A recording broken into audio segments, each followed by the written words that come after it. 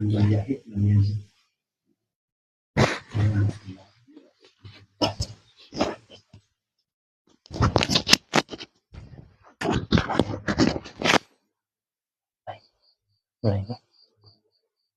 mulai.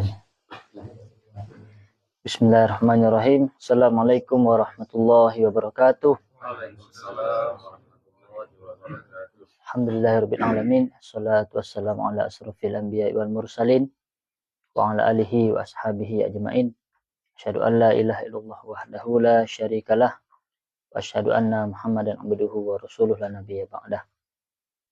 Pertama dan utama, tidak bosan-bosannya kita bersyukur kepada Allah Subhanahu wa taala karena telah Allah berikan kita kesehatan dan kesempatan sehingga pada malam hari ini Allah izinkan kita kembali melanjutkan mengaji kitab yang insya Allah menjadikan kita semakin dekat kepada Allah dan cinta kepada Nabi Muhammad, insya Allah.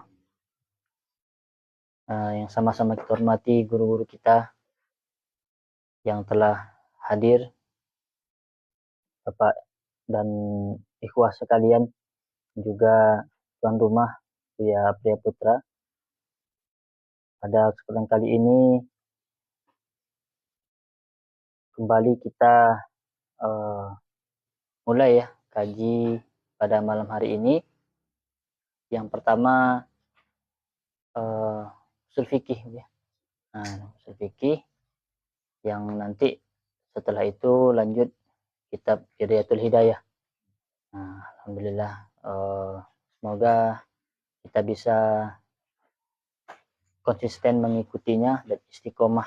Kita mintakan juga kepada guru-guru kita untuk selalu memberikan doa supaya kita bisa terus tanpa henti untuk belajar.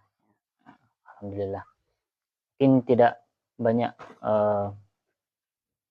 kata yang disampaikan, kita mintakan langsung kepada Buya Habib untuk melanjutkan kitab usul fikih Waraqat. Pada Buya dipersilahkan.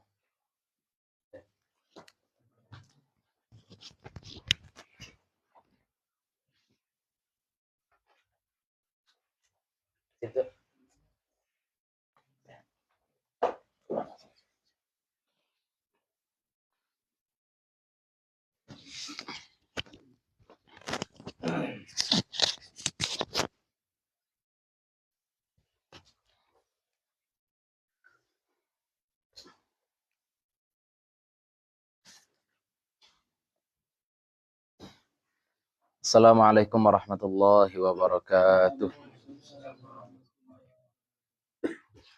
Alhamdulillahilladzi hadana li hadza wa ma kunna linahtadiya laula an hadana Allah.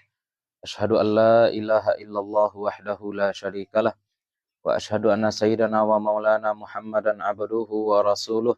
Allahumma salli wa sallim wa barik ala hadzal nabiyil karim wa ala alihi wa sahbihi wa man tabi'ahum bi ihsanin ila yaumiddin.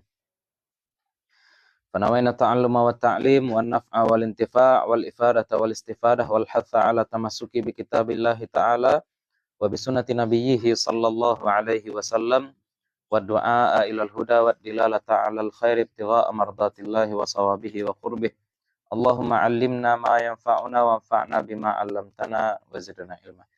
Para masyayikh yang dimuliakan Allah, puji syukur kehadirat Allah Subhanahu wa taala, salawat dan salam mudah-mudahan selalu tercurah untuk Nabi Muhammad sallallahu alaihi wasallam. Mudah-mudahan dilimpahkan pula untuk keluarga dan para sahabat beliau serta kepada siapapun yang telah menyampaikan ajaran beliau kepada kita, termasuk orang tua dan guru-guru kita. Mudah-mudahan kita, keluarga kita, anak cucu kita semuanya tetap berpegang teguh kepada apa yang telah dibawa oleh Nabi Muhammad sallallahu alaihi wasallam, sehingga nanti di akhirat kita bisa dibangkitkan bersama-sama dengan beliau dan mendapatkan syafaat dari beliau. Selanjutnya kita alhamdulillah sudah melaksanakan diskusi pada hari Sabtu kemarin ya. Pada hari Sabtu kemarin kita sudah melaksanakan diskusi, dan satu hal yang barangkali menjadi catatan juga kurang syiar. Tidak tahu, kurang syiar. Ada salah satu peserta mengatakan saya pun baru tahu karena Pak Haji Eri memberitahu katanya. Ya, berarti walaupun kita sudah pasang pamflet, barangkali di grup-grup WA ini agak kurang mungkin ya. Jadi kalau bisa nanti di media sosial nih kita lebih giat lagi. Di medsos kita, kalau saya pribadi memandang kita ini di medsos agak-agak pasif. Istilahnya apa? Silent majority ya. Nah. Kita banyak tapi kita silent. Kalau bisa kita lebih tampakkan syiar, sehingga orang tahu bahwasanya kita ini banyak juga. Orang banyak juga. Jangan nanti kesannya orang alhamdulillah dakwah sunnah semakin diterima kata orang. Kenapa? Karena yang pegiat dakwah wajib diam-diam aja gitu. Ya. Itu yang pertama. Selanjutnya ya juga itu juga perlu ya kita share lah kalau bisa video kita diskusi kemarin. Kalau bisa kita share ya agar banyak juga orang yang membaca, banyak juga orang yang menonton ya agar enggak gampang-gampang ini itu segala macam menyalahkan, membid'ahkan. Ya karena memang kita harus memberikan informasi yang berimbang. Kalau kawan saya, senior saya, lebih tepatnya Ustadz Aditya di Jakarta, beliau katakan awam itu kan enggak salah sebenarnya. Awam itu tidak salah ketika mereka mendapatkan informasi berimbang, kemudian yang dalam kepalanya apa? Inilah dakwah sunnah. Inilah yang sesuai dengan Nabi SAW. Sedangkan dakwah kita kemudian karena media kita kurang, mereka tidak dapat informasi berimbang. Mereka anggap bahwasanya kita ini sumber kajinya khurafat aja semuanya seperti itu. Ya dia tidak salah. Ya salah juga sebenarnya, tapi tidak salah 100%. Salah karena tidak mencari sampai ke ujung. Ya, tapi memang dia terbatas mencari. Ya, barangkali dia lihat YouTube sambil pulang kerja, enak, sedang latih, ya, pada nonton TV, nonton landut, celik kajian, celik. Apa isi kajian? Oh, kajian sunnah aja isi semuanya. Ya, enggak. Kan enggak salah sebenarnya. Dia niatnya baik sebenarnya, ingin mencari kaji, tapi karena kita enggak memberikan kesempatan mereka untuk mengaji yang gampang seperti itu, ya jadinya dapat kaji-kaji seperti itulah. Ya kita buat kaji seperti ini dengan media ya, agar orang banyak yang mendapatkan kesempatan untuk mengaji, tapi ujung-ujungnya tetap kita sampaikan kajian lewat HP, lewat YouTube segala macam itu hanya pemancing ya. Tidak ada yang bisa menggantikan kajian langsung ya, talaqi. Ya istilahnya ini kan dokumentasi kajian. Dari dulu juga kitab banyak, tapi kitab tidak bisa menggantikan guru. Nah, sama dengan kajian live sekarang. Ya, live tidak bisa menggantikan guru. Kalau bisa kita tetap ambil legitimasi dari guru yang dapat kita temui. Mungkin kalau misalkan ilmu hadis itu dicatat ketika HP sudah ditemukan, kan ada istilah. Kalau memang berjumpa langsung dengan guru, apa redaksinya? Sami'tu contoh. Kalau misalkan tidak berjumpa dengan guru, sa'an gitu kan. Atau qara'tu ala, kan banyak redaksi. Kalau syahadtu mungkin ya sekarang saya lihat di video seperti itu barangkali kalau sekarang. Apa levelnya? Kan ada kalau level sami'tu itu kan tinggi itu, ya. Ya, sami'tu. Nah, itu haddatsana seperti itu.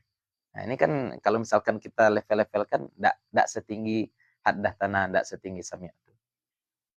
Nah, itu kaji-kaji sedikit ya.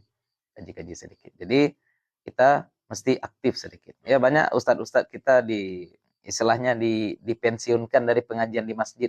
Gara-gara satu orang saja. Di masjid itu. Jamaah lain nyaman, tapi gara-gara satu orang yang agresif, mau bersuara, hilang.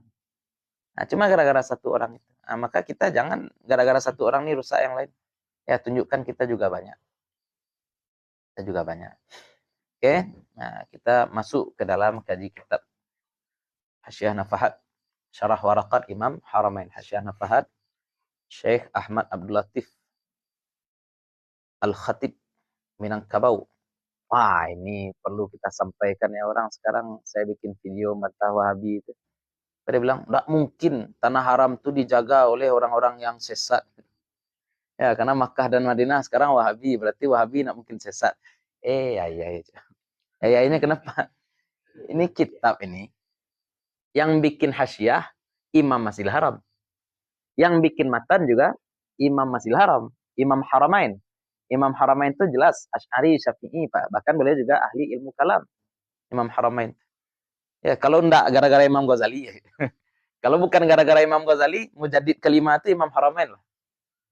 Ya, tapi Imam Ghazali istilahnya murid dari Imam Haramain. Ya, tapi efeknya memang Imam Ghazali ini lebih luas. Walaupun ya bukan berarti Imam Haramain hebat, luar biasa Imam Haramain. Ya, luar biasa Imam Haramain. Itu Imam Masjidil Haram. Kemudian yang membuat hasyiah juga Syekh Ahmad Khatib. Iya, Syekh Ahmad Khatib. Wahabi dua orang nih. Ini baru tahun 1926 menguasai Masjidil Haram. Udah merasa menguasai dari sejak zaman Nabi pula. Ya, itu nak dalil ya.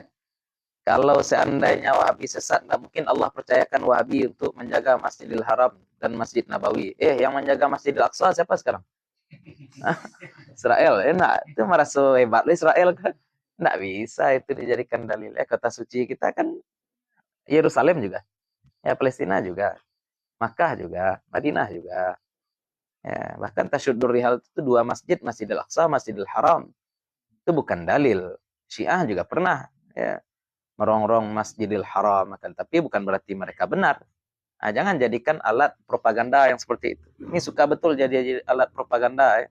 Dan juga Ustadz Wahabi dijadikan dibuat propagandanya. Oh, ini guru di Masjidil Haram. Ya, ini mengaji di Masjidil Haram. Saya pun pernah imam di Masjidil Haram. Nggak sombong saya. Imam Masbuk. Kalau sekedar ngaji banyak orang bikin video vlog di Masjidil Haram itu kan banyak. Kalam syubhat tuh, itu syubhat semua. Kita menilai orang tuh dari argumen, ya. Itu enggak argumen namanya. Kalau memang Wahabi, kenapa dia yang menciptakan Masjidil Haram? Iya. Kalam itu kan kalam syubhat. Ya. Bukan dalil. Kita juga bisa katakan kalau Wahabi benar, enggak mungkin dia biarkan KFC berdiri di depan Masjidil Haram. Kan ganjil. Ini boleh orang kafir masuk kota suci? Nggak boleh. Kalau di Pekumbuh tagak KFC silahkan. Tagak McD di Pekumbuh silahkan. Kalau di Masjidil Haram, wah ini parah. Ya, Kalsirten, ya. Orang dulu ketika Sunni dipercayakan memelihara kota Makkah, nggak boleh bangunan tinggi sekeliling Masjidil Haram. Menara masjid harus yang paling tinggi. Sekarang tenggelam. Saya naik bukit Jabal Nur, tempat gua Hira Nabi sallallahu alaihi wasallam. Saya melihat ke arah Masjidil Haram yang tampak Zamzam Tower, enggak menara Masjidil Haram. Ya hilang syiar masjid. Orang ketika ingat Makkah ingatnya bukan Ka'bah lagi sekarang. Ingatnya dua tanduk yang di atas Zamzam Tower. Nah, saya enggak mau bilang itu dua tanduk setan juga ya. Ya. Ini parah. Hilang pula coba. Ya. Itulah kira-kira. Nah, jadi jangan main-main propaganda gitulah. Orang awam bisa ditipu. Kita ini kan bukan awam ya. Dan orang awam jangan terlalu awam kali gitu kan. Ya, jangan terlalu awam betul. Analisis sedikit. Sudah jelas tokoh khalaf ngaku khalaf percaya pula, ini kan parah. Oke, kita masuk kaji kitab lagi ya. Kaji Imam Masjidil Haram yang asli ya. Imam Haramain, namanya gelarnya Imam Haramain, dua tanah haram, dan Imam Syekh Ahmad Al-Khatib. Nah, Minangkabau. Orang Arab nyebutnya bukan Minangkabau sebenarnya. Minangkabau. Makanya di One Piece suku Ming itu kayak rumah adat kan. Suku Minangkabau. Orang luar nyebutnya seperti itu. Ya, diidghamkan nunnya yang dua. Oke, jadi kemarin kita sudah bahas al-amru sebagian. Kaidah-kaidah amar. Ya, apakah amar itu yaqtadil faur, yaqtadil takrar atau tidak? Ya. Dan kita sampaikan kemarin bahwasanya perintah asal dikerjakan maka selesai. Perintah asal dikerjakan maka selesai. Kapan dikerjakan, harus cepat atau tidak? Tidak. Kecuali ada karinah yang menunjukkan dia harus segera melakukan. Ya. Belajar silat ya. Nah, contoh saya bertanya, kapan dia belajar silat? Kapanpun pokoknya, pokoknya belajar. Ya. Nah, itu contoh. Silat apa? Silat banyak pula. Satu saja silat, jadi walaupun banyak ya, silat kan banyak. Tapak suci kah, budi suci kah, inilah segala macam lah. Ya, tapi satu saja aliran dia kuasai sudah jadi. Nah, itu namanya apa? Ya, kalau dalam mazhab Syafi'i al-akhdzu bil aqal. Kita ambil standar minimal, tapi standar minimal itu adalah standar wajib. Kalau kita lakukan lebih daripada itu, bagus, tapi tidak wajib. Ini yang penting kita sampaikan. Ya, jangan nanti disalahpahami ketika kita sampaikan standar ibadah minimal, berarti kita menggampang-gampangkan ibadah. Enggak. Kita hanya menjelaskan batas dosa dan tidak dosa, itu sebenarnya. Ya, kapan sholat itu wajib dilaksanakan? Di akhir waktu. Di akhir. Kenapa kita katakan di akhir waktu? Itu standar apa tadi? Dosa dan tidak dosa. Tapi kalau standarnya mana yang lebih besar pahala, kita katakan di awal waktu. Itu waktu afdal. Ya, apa kewajiban istri bagi suami? Hubungan badan, dah selesai. Ya, enggak keluar rumah kecuali dengan izin suami. Itu kewajiban standar. Tapi ini yang banyak dijadikan dalil anak-anak perempuannya. Suami juga lah terkecuah belum. Ya, saya nanti enggak mau ya masak ya, nyapu rumah enggak mau ya, nyuci enggak mau ya. Ya, apa kata suaminya? Oh iya, saya nyari istri bukan nyari pembantu. Ya betul, ini kesan-kesannya betul. Akan tetapi itu kan standar minimal. Istri hanya melayani kebutuhan biologis suami. Tapi kalau istri cerdas, apakah mau jadi seperti itu? Jadi pelampiasan seks suami saja? Ya, maka istri kemudian juga melakukan tugas-tugas sosial. Ya, secara fikih memang tugasnya tadi hubungan badan, tapi tugas-tugas lain ya bikin kopi, menemani suami diskusi seperti itu. Itu kan juga tugas-tugas walaupun tidak wajib, tapi kalau bisa dilakukan mantap. Suami juga kewajiban suami apa? Al-akhdzu bil aqal, sediakan kamar sebesar kamar Siti Aisyah. Kan itu aja. Kan tidak harus rumah besar kita buatkan untuk istri kita. Kamar sebesar kamar Siti Aisyah. Makan 1 kali sehari, baju 1 kali setahun. Itu standar wajib, kewajiban. Kalau lebih daripada itu, mantap. Ya, nah, sekarang perempuan siap nggak kalau mendapat suami seperti itu? Makanya saya katakan kalau ada perempuan belum nikah sudah syarat-syarat ini segala macam, nggak mau ini itu segala macam, bilang juga saya juga nggak mau ini itu segala macam. Karena sebenarnya standar wajib bagi suami maupun istri sama-sama sedikit. Ya, sama-sama sedikit. Kenapa? Karena memang pintu pahala itu lebih terbuka lebar daripada pintu dosa. Makanya kewajiban itu sedikit. Ya. La yukallifullahu nafsan illa wus'aha. Oke, jadi asal dilakukan perbuatan maka seseorang keluar dari tuntutan. Kemudian kita juga sudah sampai pada membahas perintah untuk melaksanakan sesuatu berarti perintah juga untuk melaksanakan wasilahnya. Perintah sholat berarti perintah untuk melakukan wudu. Berarti perintah untuk menutup aurat. Perintah untuk mencari kiblat. Perintah berwudu berarti perintah untuk mencari air. Ya, wasilah. Oke, kita masuk ke dalam pembahasan yang baru. Qala al-musannifu rahimahullahu ta'ala wa nafa'ana bi'ulumihi wa bi'ulumi masyaikhna fid dharain amin. Wa idza fu'ila yakhrujul ma'muru 'anil uhdati. Apabila sudah dilaksanakan perintah itu. Ya, itu lagi kan? Apabila sudah dilaksanakan perintah itu, yakhruju, keluar al-ma'mur yang diperintahkan, keluarlah orang yang diperintahkan anil uhdah, dari utang. Uhdah ini sebenarnya perjanjian. Tapi kita terjemahkan yang lebih lebih merakyat. Alape hutang, itu bahasa kita. Ya, kalau sudah dikerjakan maka lepas hutangnya. Oke, sekarang judul baru.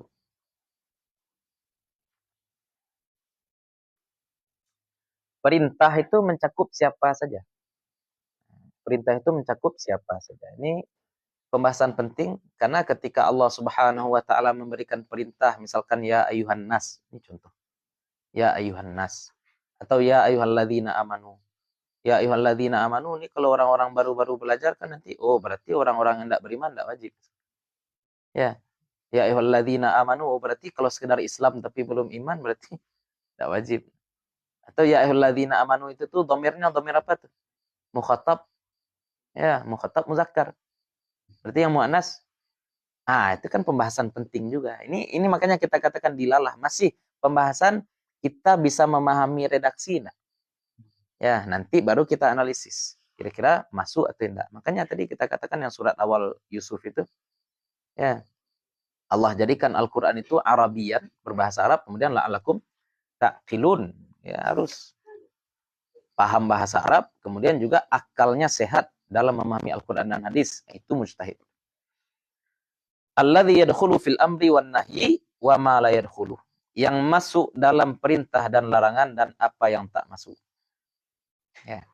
Apa yang masuk dan apa yang tidak masuk.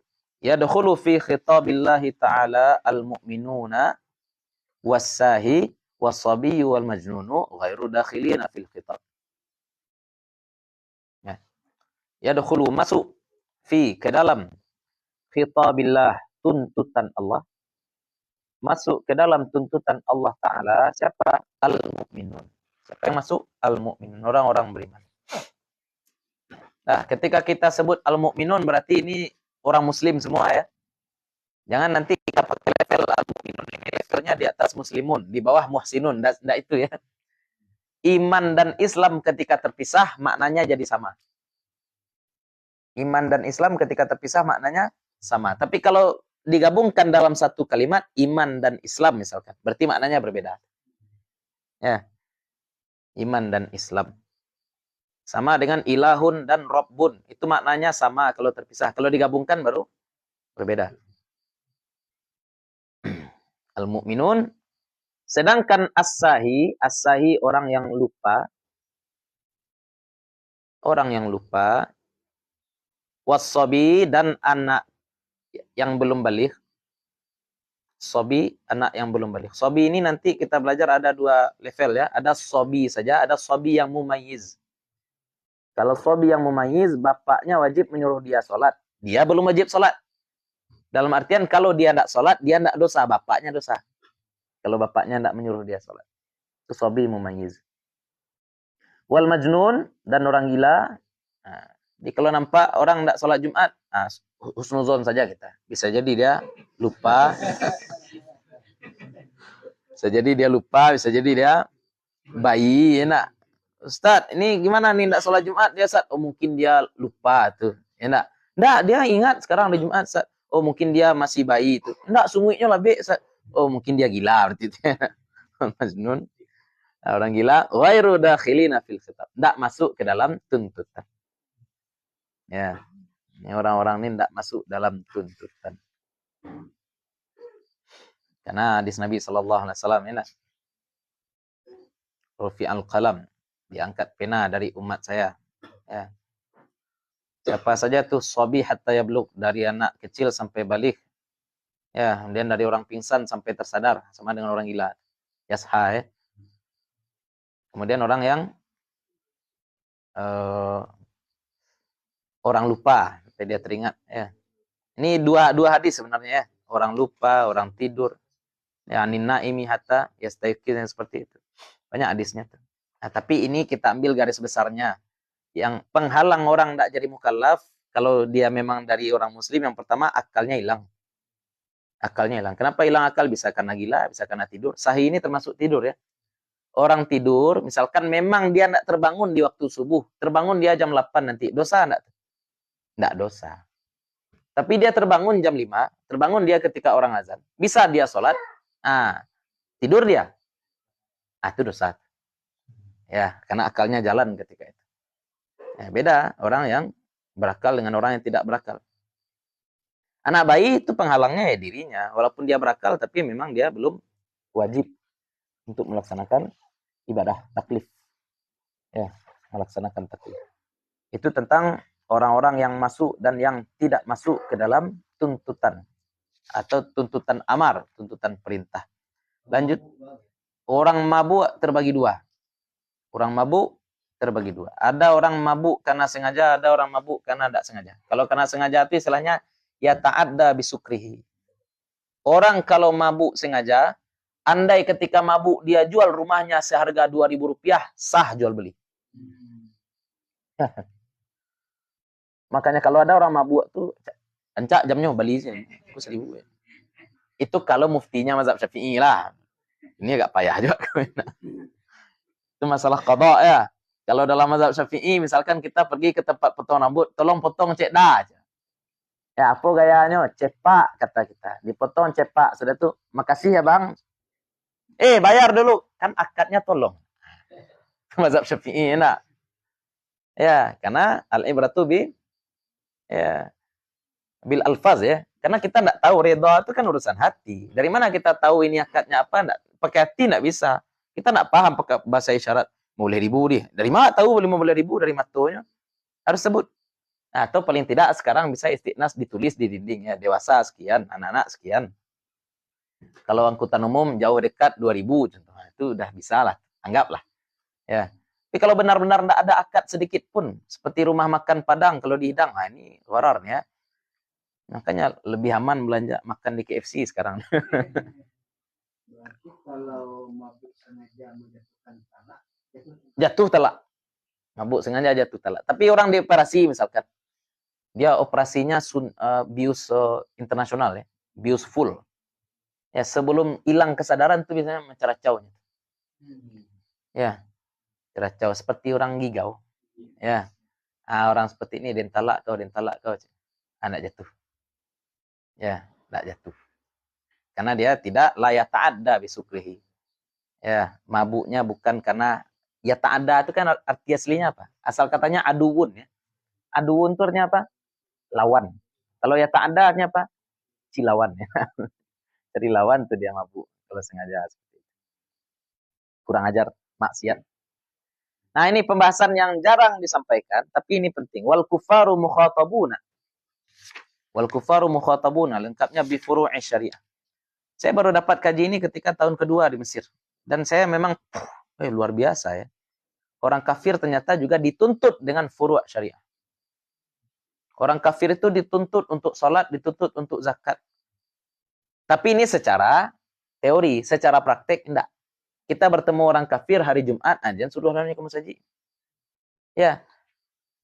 Sekarang laki-laki junub dituntut enggak untuk melakukan sholat Jumat? Laki-laki junub?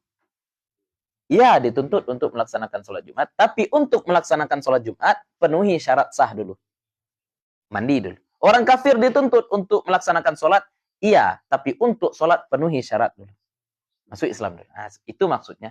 Jadi jangan dipahami, sholatnya aja enggak sah, Ustaz. Ya, sama dengan orang junub tadi. Orang junub kan tetap wajib sholat. Tapi untuk bisa sholat, hilangkan penghalang ketidaksahan. Nah, penuhi syarat sahnya dulu. Penuhi syarat sahnya dulu. Ini orang kafir juga. Ya. Makanya kita katakan orang kafir berbuat baik. Kira-kira perbuatan baiknya itu bermanfaat enggak untuk dirinya? Bermanfaat, kita katakan. Tapi manfaatnya bukan untuk memasukkan dia ke surga. Sekedar untuk meringankan azab dia di neraka saja. Jadi sebagaimana surga berlevel-level, neraka juga berlevel-level. Orang kafir kurang ajar, paling bawah. Orang kafir baik, masuk neraka juga, tapi enggak paling bawah. Jangan nanti kebablasan juga ya. Orang kafir berbuat baik, masuk surga, enggak. Dia enggak terdaftar. Tapi orang muslim kurang ajar, masuk surga atau masuk neraka? Masuk surga. Ya, walaupun ada proses lain sebagainya yang perlu dilalui. Nah. Ya, miftahul jannah la ilaha illallah. Itu dulu. Itu kuncinya di situ. Nah, jadi orang kafir dituntut juga dengan furu' syariah. Apa saja dalil-dalilnya? Banyak. Surat Al-Mudaththir ya. Salah satunya surat Al-Mudaththir. Qalu lam naku minal musallin. Ya, ma salakakum fi saqar? Apa yang menyebabkan kalian diazab di neraka Saqar? Berkata orang-orang kafir, kami tidak sholat. Ya, orang kafir bilang kami tidak sholat. Padahal harusnya dia bilang apa? Kami kafir. Kami non-muslim. Ya, non-muslim lah kayak. Oh ya, itu kita bahas malam ini ya. Non-muslim dengan kafir bedanya apa? Kita bedakan antara non-muslim dan kafir. Ada bedanya, ada. Ya, apa yang disebut dengan kafir? Yang disebut dengan orang kafir adalah orang yang sampai kepadanya dakwah, tapi mereka ingkar. Itu kafir. Non-muslim siapa? Asal ndak Islam itu non-muslim.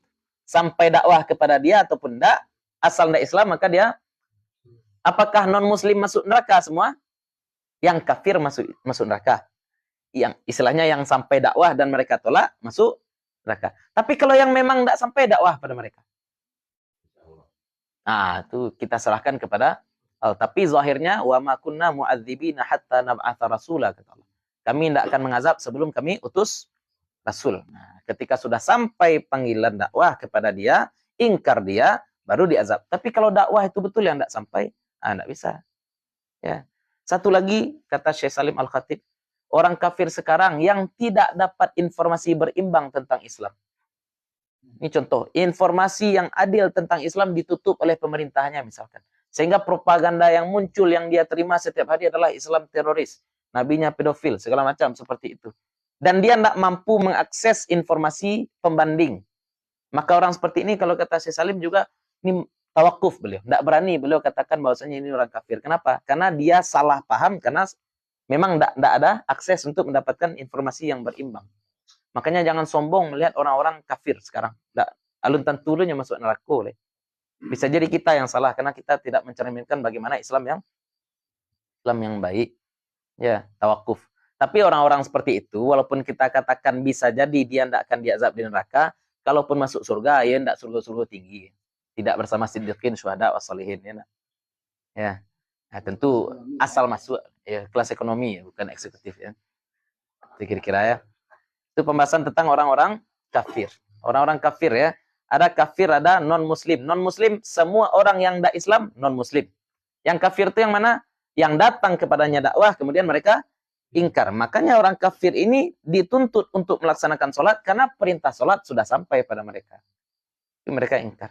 Dia ateis. Dalam kepalanya sebenarnya sudah muncul pemikiran, tidak mungkin alam ini berjalan sendirinya, mustahil. Tapi, kalau, if you can't see it, so, seeing is believing. Nah, kalau tampak baru percaya. Kalau tidak tampak, tidak ada itu.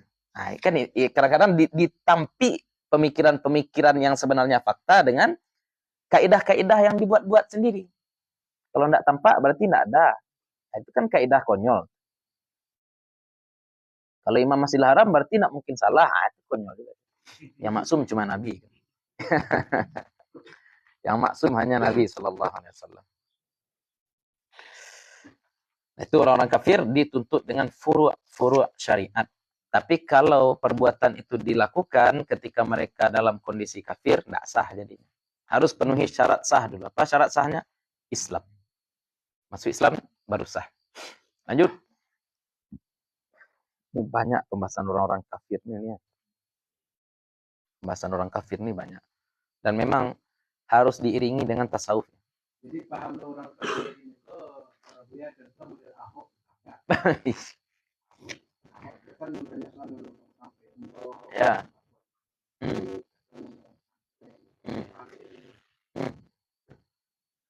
Dibilang pahala ada juga. Tapi setidaknya ya fungsi amal orang kafir itu bukan menambah level di surga, tapi meringankan bebannya di neraka. Apa dalilnya Ustaz? Dalilnya Abu Lahab.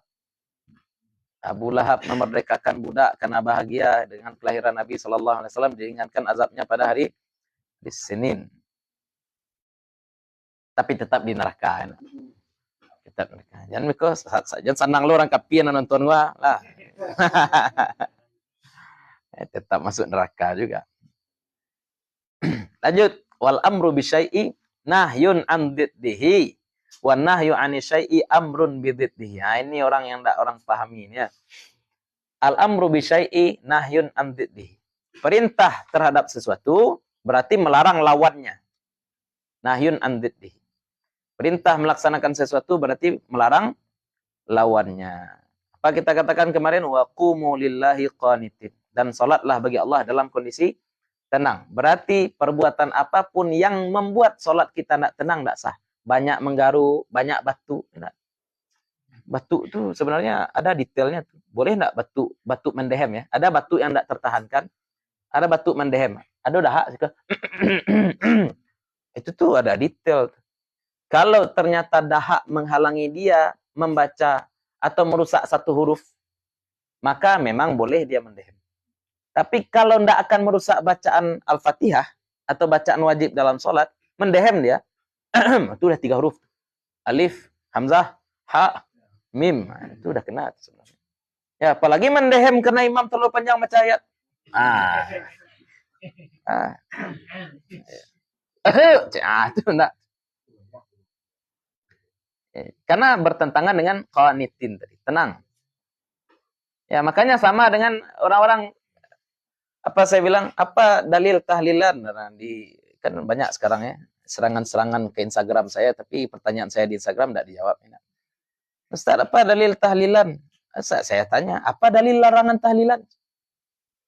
Dia bilang, Ustaz, dalam ibadah itu yang kita cari dalil perintah, bukan dalil larangan. Dalil perintahnya ada. Dari mana kita dapat dalil perintah? Ya dari poin-poin amal dalam tahlilan. Apa saja amal dalam tahlilan? Baca la ilaha illallah, baca yasin, baca salawat. Ada perintah salawat? Ada. Ada perintah baca Al-Quran? Ada perintah untuk baca la ilaha illallah? Ada semuanya. Ya, digabungkan tiga-tiga ini. Ya, tentu kalau judulnya, adakah perintah tahlilan? Ya, lakukanlah tahlilan, kata Nabi. Ya, tentu tidak ada. Nah, tapi kalau kita detailkan, tentu ada dalil masing-masing. Berarti dalil umumnya ada. Makanya saya tanyakan, ada dalil larangan Nabi? Tidak ada. Nah, di baliknya, Ustaz, saya mau sholat subuh 3 rakaat. Kan tidak ada Nabi larang. Ada Nabi larang. Tidak, orang tidak berjauh fikih. Tidak. Apa dalil larangan Nabi? Perintah untuk melakukan sholat subuh 2 rakaat, berarti melarang 3, melarang 4, melarang 1. Ya, ini nahyun andid di. Ya, sekarang tahlilan, ada Nabi larang? Tidak ada. Ada nggak perintah yang kita rusak gara-gara melakukan tahlil? Ya, kan bisa jadi larangan itu berbentuk lawan perintah ya. Ya, misalkan gara-gara kita tahlilan ada perintah Nabi yang jadinya tidak terlaksanakan oleh kita, baru haram tahlilan. Ya, sekarang kita tidak menemukan larangan tahlilan secara frontal. Ya, la taf'alu tahlilan, tidak ada ya. Tidak ada larangan tahlilan. Adakah perintah yang akan rusak gara-gara kita lakukan tahlilan? Juga tidak ada. Maka berarti tidak ada larangan tahlilan. Ya, maka berarti tidak ada larangan tahlilan. Nah, tapi kalau sholat subuh 3 rakaat, ada larangan Nabi. Jangan kamu sholat subuh 3 rakaat. Memang tidak ada. Tapi andai kita lakukan sholat subuh 3 rakaat, ada perintah yang rusak? Ada. Perintah untuk melaksanakan sholat subuh 2 rakaat. Nah, ini beda. Makanya orang-orang bodoh kalau di debat itu susah juga kita jawab. Ya, kecian. Anda tahu kaidah enggak? Al-amru bisyai'in nahyun an dziddihi. Ya, enggak tahu dia. Itu saya buat aja Arab Melayu oleh. Ya, pakai bahasa Arab, tulisan Arab, tapi bahasanya bahasa Minang, bahasa Indonesia. Enggak, Anda goblok. Ya, alif, nun, dal, kaf titik, ba, Anda goblok. Itu pun enggak bisa dibaca. Nah, ini parah nih. Makanya zaman sekarang ya, ketika sudah mati ekspertis, orang-orang selalu termakan dengan utopia. Apa utopianya? Anyone can be anything. Semua orang bisa menjadi siapapun. Padahal enggak. Manusia itu ada kastanya. Ya, tapi bukan kasta karena birthright, bukan karena kelahiran. Enggak. Tapi memang ada kasta yang didapatkan secara ikhtiar. Ya, contohnya ilmu. Ilmu itu bagaimana? Ada alim, ada orang yang enggak alim. Ya. Ada levelnya seperti itu. Ada orang kaya, ada orang miskin. Ya, ada ningrat, ada yang non-ningrat.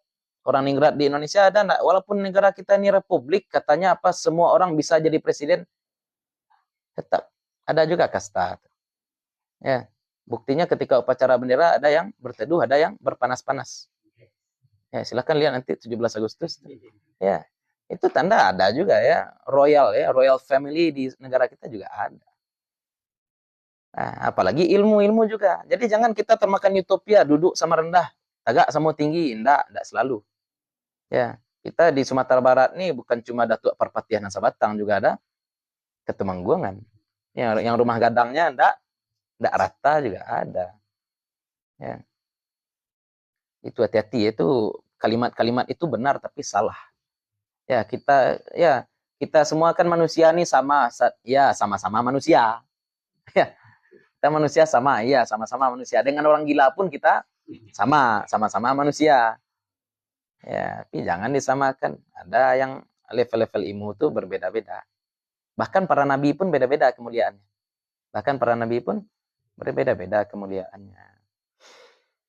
Lanjut, wa nahyu 'ani syai'i amrun bidziddihi. Dan larangan terhadap sesuatu berarti perintah untuk lawannya. Larangan berzina berarti perintah untuk meninggalkan zina.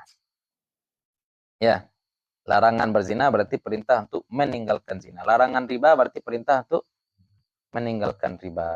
Apa saja perbuatan yang akan kita lakukan untuk meninggalkan riba, maka itu perintah. Ya, apa saja hal yang bisa membuat kita meninggalkan riba, itu perintah.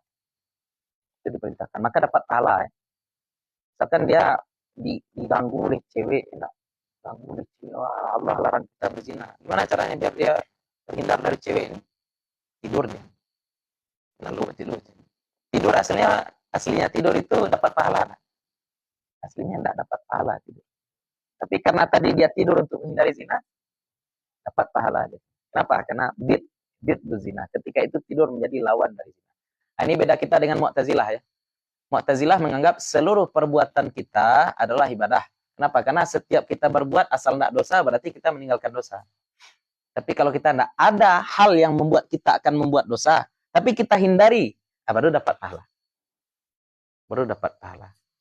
Ya, mentang-mentang kita, dia tidak pernah berzina, berarti dia dapat pahala meninggalkan zina, setiap detik ke. Ya, memang tidak ada yang ngajak ente. Ya. Makanya kita juga jangan sombong ya, kita tidak pernah berzina, alhamdulillah. Kenapa? Karena kesempatan itu tidak ada dikasih Allah. Allah sayang pada kita. Orang ini diuji oleh Allah. Kalau kita dikasih kesempatan yang sama untuk berzina, belum tentu selamat kita. Ya, belum tentu kita selamat. Makanya jangan pernah sombong dengan ketaatan, jangan pernah sombong dengan kemampuan kita meninggalkan maksiat. Kebetulan kita malecak kudo santiang istilahnya. Ya. Kebetulan saja. Ya, syukuri itu. Syukuri ketika Allah berikan kepada kita kemampuan, ya, atau lingkungan yang baik, atau orang tua yang baik. Itu privilege. Privilege. Lanjut. Ya, jadi jangan pahami perintah itu perintah saja. Perintah mencakup larangan untuk lawannya. Larangan mencakup perintah untuk lawannya juga.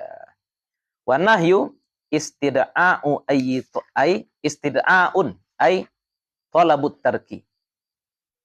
Bil qawli mimman huwa dunahu ala sabilil wujud. Istida'a itu artinya sama dengan talab. Minta. Minta apa? Minta tarki, meninggalkan.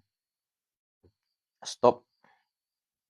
Bil qawli, dengan perkataan.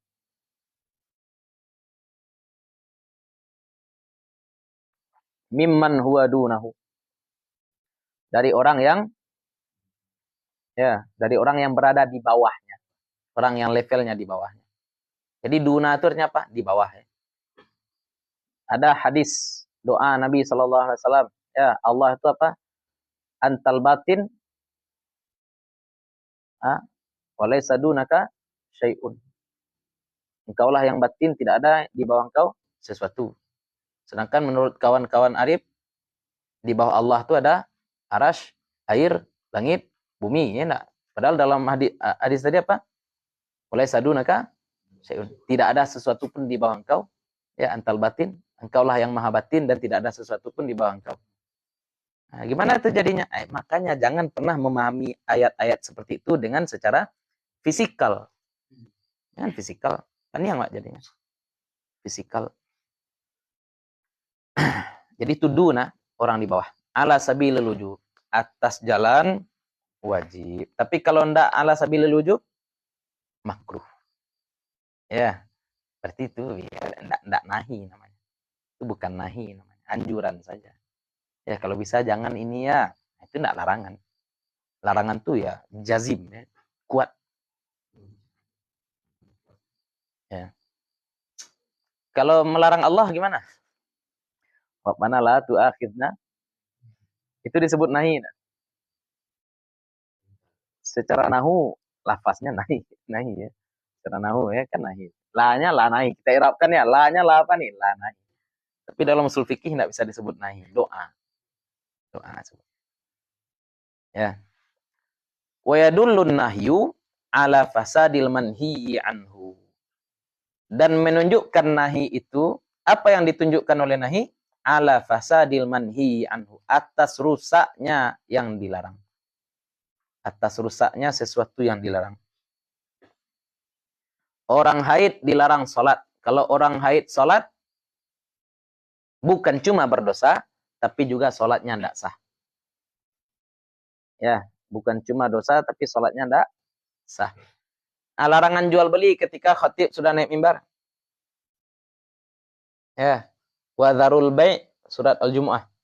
Wadharul bai'. Jual beli ketika sholat Jumat, boleh enggak? Sah enggak? Nah, itu pembahasan lebih detail lagi. Memang dilarang, tapi dilarangnya karena sholat Jumatnya. Berarti orang yang tidak ikut sholat Jumat sah enggak? Kan itu pembahasan. Kalau orang yang tidak ikut sholat Jumat sah, berarti orang yang ikut sholat Jumat sebenarnya juga sah, tapi dia berdosa. Atau sholat dengan kain sarung curian. Yang dilarang apa? Mencurinya atau sholatnya? Seperti itu. Yang dilarang mencurinya. Seperti itu. Ya. Nah, makanya ada nanti konsep ibadahnya atau akadnya sah, tapi berdosa. Ya, sah tapi berdosa. Tapi kalau ibadahnya itu betul yang dilarang, maka tidak sah. Contohnya sholat perempuan haid, yang dilarang tuh haidnya atau sholatnya? Haid ini dilarang. Sholatnya yang dilarang. Maka berarti sholat perempuan haid, puasa perempuan haid adalah tidak sah. Dan tidak sah dosa lagi. Terlalu solehah pula perempuan haid. Walaupun haid, saya puasa. Itu fatwa aneh, ya ada fatwa. Bulan Ramadan kemarin, perempuan haid boleh puasa karena posisinya sama seperti orang sakit. Kalau dia mampu berpuasa maka tidak masalah. Itu kacau. Ya. Ada 1 jam belum? Masih live? Enggak. 46.